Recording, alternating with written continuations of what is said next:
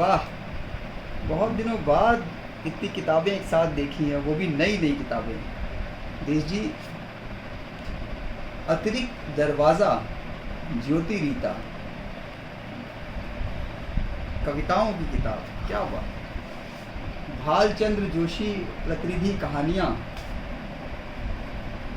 आहा, इसक अलह मौजूद है, रूमी की चुनिंदा रचनाएं। ये तो हमारे प्रिय मित्र राजीव शंकर गोहिल जी का अनुवाद है। कई चीज़ें, सत्यपाल सहगल का कविता संग्रह, आम लोग, शिव रमन की कविताएं, वाह वाह वाह। ताओ ते चिंग, मार्ग और निष्ठा का शास्त्रीय ग्रंथ लाओत्सु, जिसका हिंदी अनुवाद किया है श्री विलास सिंह ने। बहुत सुंदर सर, क्या सुंदर कवर है, और उम्मीद करता हूँ कि किताब भी बहुत खूबसूरत होगी। पृथ्वी के लिए प्रार्थना, लक्ष्मीन्द्र चोपड़ा, ये उपन्यास लगता है। वाह वाह वाह। कहानी संग्रह जी। पृथ्वी के लिए प्रार्थना, कहानी संग्रह, लक्ष्मीन्द्र चोपड़ा। बस तुम, सुधीर सक्सेना। ऐसा लगता है ये भी कहानी, प्रेम कविताएं जी। वाह, क्या आवरण है, बहुत सुंदर। उन्हीं दिनों, इंदु धवन, कविताएं, आहा, देख फरीदा जो थिया, हर भगवान चावला, उपन्यास, वाह वाह वाह, क्या बात है। अजय का रोहतांग आर पार, एक हिमालय कवि के नोट्स। अजय मेरे बड़े प्रिय लेखक हैं भाई, तो ये अपने आप में एक अच्छी किताब होनी चाहिए। आम लोग, शिव रमन, इनकी बात तो हो गई है, क्या बात है। ये बहुत बहुत मुबारक हो, आप जिस तन्मयता के साथ। आधी है, अब आधी तो उधर पड़ी अभी। अच्छा, पूरी उठाई नहीं आपने। क्या बात है, क्या बात है, बहुत बहुत मुबारक हो। अच्छी किताबें हैं माय डियर, आ रही हैं और आ रही हैं। आपके श्रम को साधुवाद, और आपके पढ़ने वालों को जयशंकर जी की किताब आई है, पूर्व राग, बहुत सुंदर किताब है, बहुत प्यारी किताब है। एक से एक खूबसूरत किताबें वीर जी, आधार प्रकाशन यूनिक फलता फूलता रहे। बहुत बहुत मुबारकबाद आपको।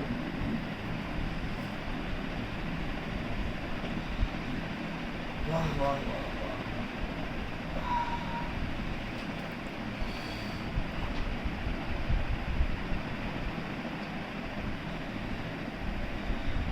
अजय किधर रहते हैं?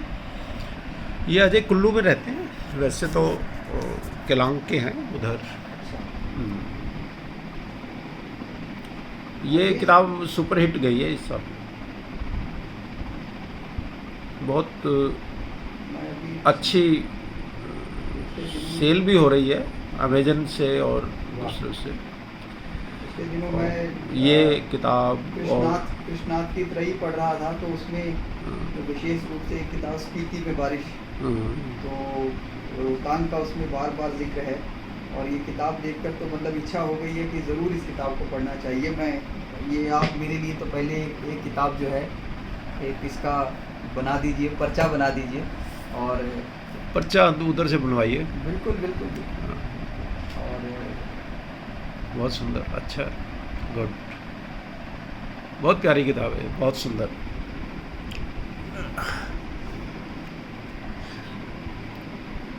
काफ़ी किताबें अब आ रही हैं, और भी बहुत अच्छी किताबें आ रही हैं, और देखते हैं।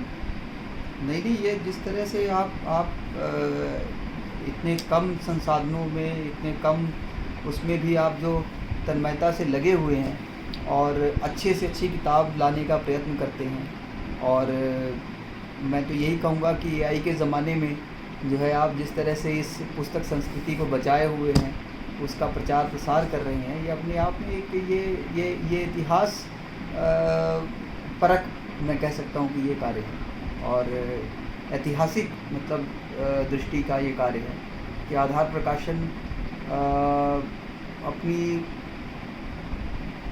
अपने अपने हज़ारों तरह के संघर्षों के बावजूद जिस तरह से आधार ने साहित्य के आधार को बचाया है, वो अपने आप में बहुत बड़ी बात है। तो मैं तो आपके मतलब आपको तो साधुवाद है ही, आपके लेखकों को भी साधुवाद कि जो आधार के साथ जो है वो हर तरह से कंधे से कंधा मिलाकर जो है चलते हैं उनके साथ, और आपके पाठकों को भी साधुवाद है कि जिस तरह से वो आधार के कामों को सराहते हैं। और अभी ये 2 उपन्यास आए हैं इस साल, देख फरीदा जोथिया हरभगवान चावला का, और दूसरा उपन्यास कस्तूरी कुंडल। पृष्ठभूमि क्या है उनकी? देख फरीदा जोथिया वो है विभाजन पर। अच्छा। और मैं समझता हूँ कि अपनी तरह का ये पहला उपन्यास है। जितने भी विभाजन पर उपन्यास लिखे गए वो 1947 तक की कहानी कहते हैं, ये आज तक की है। क्या जो विस्थापित होकर लोग इधर आए, उन्होंने क्या दुख तकलीफ सहे, क्या चीज़ें सही, क्या उनके संघर्ष रहे, और कैसे उन्होंने अपने आप को एक बड़े मुकाम पर भी पहुँचाया, वो सारी चीज़ें हैं इसमें। और एक तरह से कह सकते हैं कि दस्तावेज है। और हाँ, दस्तावेज है। अपने समाज बिल्कुल का जो लोग विस्थापित होकर, हाँ, उस समाज पे शायद ये पहला उपन्यास लिखा गया है। भाषा भी इसमें ज़्यादातर वहाँ के लोगों की शराइकी भाषा है, उसका प्रयोग हुआ है, और अच्छी कहानी है, बहुत सुंदर कहानी है। और ये हुआ ये था कि मैं लगभग 3 साल पहले सिरसा गया था, 3-4 साल, तो हरभगवान चावला जी के साथ ही ठहरा था, उनके घर पे ठहरा था रात को। तो रात को उन्होंने एक कहानी सुनाई मुझे, तो मैंने कहा यार इस कहानी को तू खराब क्यों करना, ये तो बहुत बड़ा उपन्यास, इसका जो फलक है बहुत बड़ा है, और इसको उपन्यास बनाइए। कहते हैं यार, क्योंकि वो बेसिकली लघु कथा ज़्यादा लिखते हैं, कहानीकार भी बहुत अच्छे हैं, तो मैंने कहा इसको कहानी में मत कर, ये बहुत सुंदर प्लॉट है इस पे। तो उन्होंने जोखिम उठाया, जोखिम तो नहीं, मेहनत की उन्होंने 3 साल, और उम्मीद से बेहतर जो मेरे मन में उस वक्त कल्पना थी कि ये कहानी इस ढंग से जाएगी, उन्होंने अच्छे शोध के साथ, ये नहीं कि इसके लिए मेहनत की होगी, उन्होंने लोगों से मिले होंगे और बातचीत की होगी, उस कहानी को उन्होंने एक उपन्यास का विस्तार दिया, और बहुत अच्छा उपन्यास है। मैं समझता हूँ मेरे दिल के करीब है। तो इस साल का एक अच्छा उपन्यास ये, और दूसरा हमारे सुरेश हंस जी का उपन्यास, दोनों ही उपन्यास। कस्तूरी कुंडल की ये जो पेंटिंग है, अच्छा, हाँ, ये जो पेंटिंग है ना, ये इस पेंटिंग पे उनका कवर बनाया। और फिर हुआ ये कि पता नहीं क्या उनके दिमाग में है, वैसे ही एक दिन आए मिलने के लिए, और इनके साथ भी ऐसा था कि ये उपन्यास इन्होंने मेरे को 3 साल पहले, 2.5 साल पहले मेरे घर पे आके पांडुलिपि थमा गए थे। मैंने कहा रश बहुत है, मैं थोड़ा उदासीन था प्रकाशन के प्रति भी पिछले सालों में। मैंने कहा नहीं छाप पाऊँगा, शत्रु से छाप दूँगा, टाइम लग जाएगा, आप इतना इंतज़ार नहीं कर पाएंगे। वो कहते जी आधार से छपना है, ये जब भी छापूगा, पहले पढ़ लीजिए, अच्छा लगता है तो छापिए, ना लगे तो खैर फिर भी पढ़ा रहा। 1-1.5 साल बाद जब पढ़ा मैंने, तो मैंने खुद फ़ोन किया उनको कि मैं इसको इस साल छाप रहा हूँ, इसको ऐसा है, और बहुत अच्छा। और मैं कल्पना नहीं कर सकता था, आप बिलीव नहीं करेंगे, 300 से ज़्यादा कॉपी बिक चुकी है। एक डेढ़ महीने के अंदर। एक उपन्यास की 300 कॉपी इतना आज की डेट में जो है बहुत संभव। इसी तरह ये ये देख फरीदा जो की भी, इनकी 200 प्लस कॉपी इसकी बिक चुकी है। 300 से ज़्यादा कॉपी इनकी रोहतांग आर पार की बिक चुकी है। तो एक भरोसा देती हैं ना ये चीज़ें। अतिरिक्त दरवाज़ा है ज्योति रीता का, डर के छापा था मैंने ये कविताओं को। दरअसल मैंने युवा रचनाकारों को छापना बंद कर दिया था। मुझे ये था कि आते हैं लोग, छपते हैं, चर्चित होते हैं और छोड़ के चले जाते हैं। ये एक मनोभाव बना हुआ था पिछले 4-5 साल। तो सोचा कि नहीं, अब बहुत हो गया कि आप एक मिशन लेके चलते हैं कि लेखकों को आप, तो ये घमंड भी कहेगा। तो मैंने कहा कि नहीं, अब वो साहित्य छापूंगा जो वास्तव में समाज, जैसे मैंने अब ये 6-7 किताबें तो अभी आई हैं, जिसमें बुक ऑफ मिर्दाद है, और ये आपने ये रूमी वाली किताब जो है, और ये क्या कहते हैं 6-7 किताबें आई हैं कुल मिला के। तो लाओ त्से वाली किताब है, और ये और भी अनुवाद कर रहे हैं, 2-3 और किताबें भी आ रही हैं इस ढंग से। और हमारे राजीव जी एक बहुत बड़ा काम कर रहे हैं इस वक्त, बड़ा काम कर रहे हैं। मैं जिसको कहूँगा कि आधार के लिए एक बड़ी एक चीज़ हम देने जा रहे हैं। तो जब आपको ऐसी चीज़ें आपके सामने हों और उनके लिए आपके पास रिसोर्सेज कम हों, तो फिर नए लेखकों के साथ जोखिम भी क्यों लिया जाए, और सिर्फ यही क्यों प्रचारित किया जाए कि हाँ यार मैंने तो ये किया वो किया। वो मन से थोड़ा वो ठेस ही लगी, थोड़ा लगी। आप किसी किताब की, लेखक की जो पहली किताब होती है ना, उसमें बहुत मेहनत करनी होती है, बहुत जोखिम भी होता है मेहनत पे। अब मैं आपको बात बता रहा हूँ, बहुत लेखक ऐसे हैं जिन्होंने पहले अप्रोच किया बड़े प्रकाशक को, उसने मना कर दिया, मेरे यहाँ छपी, चर्चित हो गई, और वो प्रकाशक उसके पीछे भागा, उससे ले ली किताब। और आप बताइए कि उसके बाद क्या रह जाता है किसान के पास। नौकरी लगे हुए थे अच्छी। मैं तो आज मेरे जितने भी बैचमेट हैं 2-2 लाख रुपए पेंशन ले रहे हैं, 1.5 लाख रुपए। अच्छी ज़िंदगी जीते, अच्छी वो था, सेंट्रल गवर्नमेंट की नौकरी थी, बड़ी नौकरी थी। ऐसा तो था नहीं कि मैं तो एक आदर्श लेके आया था, मुझे था कि यार, लेकिन जो देखा मैंने, जो लेग पुलिंग, मेरे को एक बार पॉलिटिक्स जो है ना यहाँ साहित्य में बहुत ज़्यादा है। हर कोई अपने आप को महान लेखक मानता है। जिसने 4 शब्द लिख लिए ढंग के, वो कहता है मेरे से बड़ा तो कोई लेखक है ही नहीं। वो है ना, व्यवहारिक नहीं है।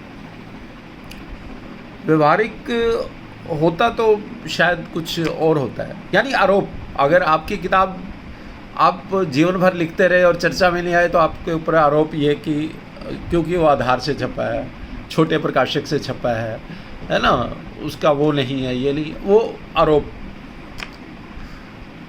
उसकी वजह से है, या उसके दुश्मन ज़्यादा है दूसरे प्रकाशक, तो उनकी किताबों को आगे नहीं आने देते। जबकि ऐसा नहीं होता है। अब मैंने बहुत सारी ऐसी किताबें छापी हैं, साहित्य अकादमी अवार्ड भी मिले हैं, ज्ञानपीठ भी मिले हैं, वो भी तो आधार से छपी हैं।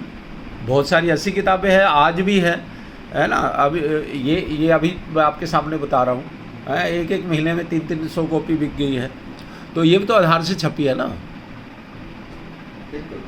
अमेजन से जो किताब, उसमें कौन प्रकाशक देखता है, कौन वो देखता है, आदमी लेखक ही तो देखता है ना।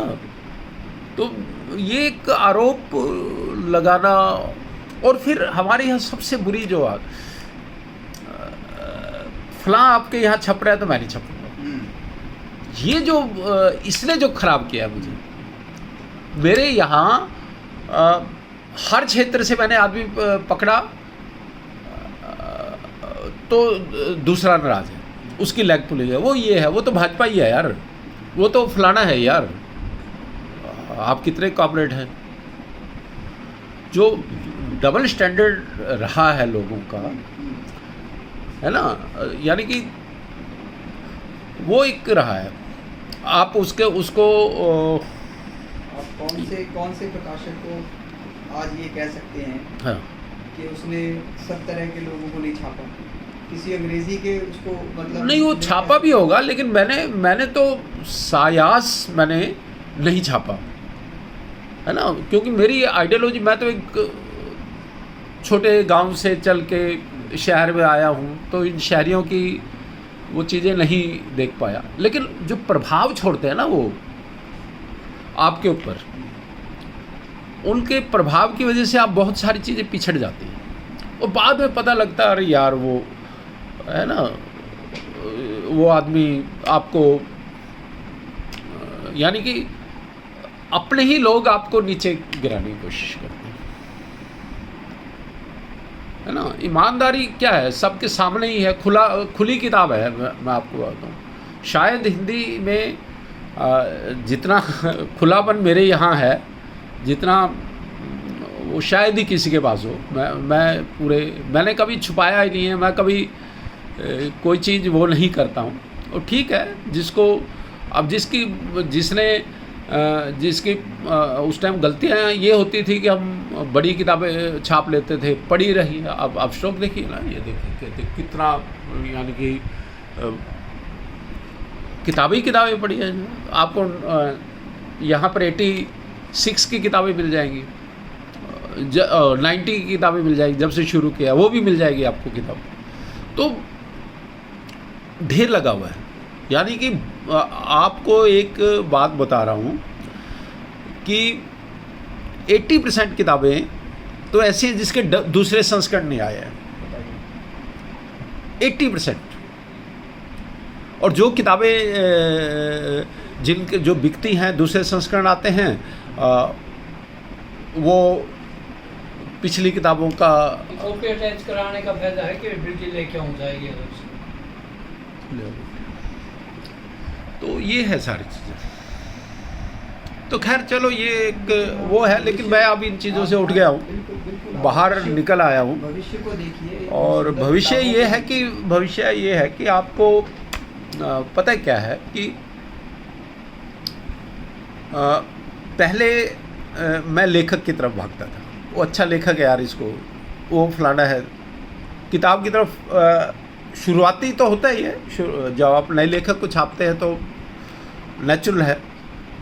और बड़े लेखक हमेशा बड़े प्रकाशकों के पास जाते थे, अपनी एक जो थोड़ा कमज़ोर रचना होती थी वो पकड़ा देते थे इधर। युवा रचनाकार अपनी अच्छी रचना पहले तो बड़े प्रकाशक को ही देगा। हम तो विकल्प हमेशा ही विकल्प रहे। ये एक मन में सालता रहा कि विकल्प हुए, चीज़ों को देखते रहे, है ना। और मैं तो बीमार हुआ बुरी तरह से, किसी लेखक ने पूछा ही नहीं मेरे साथ, मेरे दुख में कोई नहीं खड़ा हुआ। 30 साल में 30 लाख रुपए कर्ज है मेरे ऊपर, 30 साल हो गए मुझे, 30 लाख रुपए कर्ज, है ना। तो ये जीवन क्या लेकिन ऐसा है, पिछले 2 साल से मैंने चीज़ों को सुधारा है। और पिछले 2 साल में आप बिलीव नहीं करेंगे कि 30 साल में मेरे ऊपर 30 लाख रुपए कर्ज चढ़ा था, तो पिछले 5 साल में और पिछले 2 साल में मेरे ऊपर से 5 लाख कर्ज उतरा है। ये मेरी प्रोग्रेस। किताबें की सिलेक्शन अब ये है, लेकिन अब दिमाग में ये है कि मैं वही किताब छापता हूँ जिसकी इंडिविजुअल डिमांड हो। मेरे को लगे कि हाँ, ये किताब इसके 300-400 पाठक मेरे को आराम से मिल जाएंगे। पाठक की बात कर रहा हूँ, लेखक की बात नहीं कर रहा। लेखक 200 कॉपी खरीद ले और वो नहीं, नो। जो इंडिविजुअल पाठक अगर मेरे को 300 कॉपी मिल जाते हैं, मेरे लिए वो किताब बहुत महत्वपूर्ण है। बिल्कुल, बिल्कुल। ये मेरा अब चयन का क्राइटेरिया है। और दूसरा ये है कि अब लेखक को ब्रांड बनाने की बजाय किताब को ब्रांड बनाना। पहले लेखक के पीछे भागते थे, अब किताब के पीछे भागते हैं। और जो अच्छी किताब है उसके अच्छे अनुवाद में हों, जो यानी किताब ही अब प्रमुख है। मेरा जो है अब लेखक ठीक है उसका, और लेखक के साथ मुझे लगता है कि प्रोफेशनल रिश्ते ही रखने चाहिए। आपको ज़्यादा जब यानी कि होता है जब आदमी नहीं मैं तो ये है वो हूँ ये हूँ, और जिस वक्त थोड़ा भी आप एक किताब छापने के लिए मना कर दो कि नहीं छपेगा, तो आपका जो पिछले 20 साल का या 30 साल का उसके साथ रिलेशन है 2 मिनट में ख़त्म हो जाएंगे। हैं वो तो ये है वो है फलाना है। तो ये चीज़ जो मैंने देखी। और दूसरा लेग पुलिंग, अरे यार मेरे अपने इंडिविजुअल लेखक हैं, मेरे को आप बहुत अच्छे लगते हैं, अब उसको अच्छे नहीं लगते तो यार मैं तो एक प्रकाशक हूँ यार, मुझे जीने दो मेरी ज़िंदगी। तुम्हारे अपने वो हैं, ठीक है बाहर रखो ना इसको। तो ये सारी चीज़ें हैं। पीछे मेरे को बहुत मेरे गहरे मित्र ने मेरे को एक चोट पहुंचाई बहुत बार, और उससे मैं अब उबर गया हूँ, अच्छी तरह से उबर गया हूँ। और बस तो लगा यार ठीक है यार कोई, बहरहाल यही वो